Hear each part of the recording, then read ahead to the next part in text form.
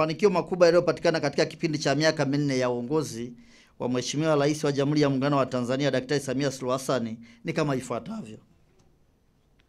Namba moja, ongezeko la upatikanaji wa maji safi na salama.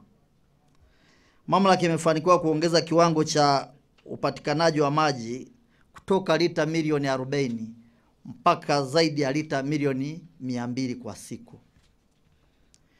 Ongezeko hili limetokana na kukamilika kwa mradi mkubwa ambao unajulikana kama ni mradi wa kuboresha upatikanaji wa huduma ya maji safi na mazingira jiji la Arusha wenye thamani ya bilioni 520.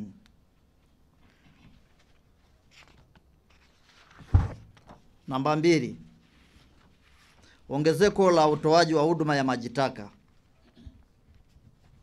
Katika kipindi cha miaka minne, mamlaka imepanua mtandao wa maji taka kutoka kilomita 61.3 hadi kufikia kilomita 270.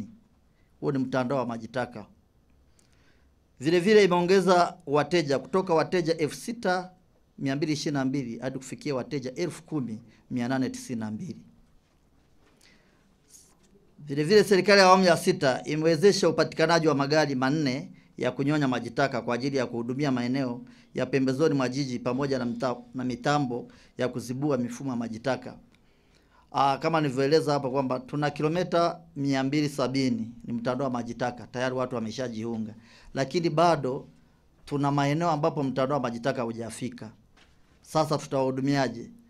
Serikali imeamua kutoa magari manne ambapo kama septic tank ikijaa tunaenda kunyonya kwenda kumwaga sehemu ambapo panastahili.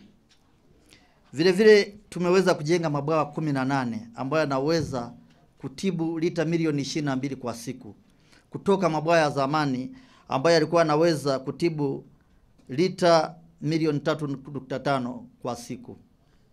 Kwa naona kwamba tuna improvement moja kubwa sana. Mabwawa 18 tunayo anaerobic pond 2, facultative pond 8 na maturation ponds 8. Kwa hiyo ukijumulisha tunapata pondi 18. Na kwa Tanzania nzima katika mamlaka ya maji ya Arusha ndio inaongoza kuwa na mtambo mzuri wa kuweza kutibu maji safi na salama. Na yakishatibiwa yakitoka hapa tunaelekeza kwenda mtoni. Lakini baadaye tumejiongeza zaidi tukaona hapana, yasiende mtoni tu, wananchi wameanza kuyatumia kwa ajili ya kilimo.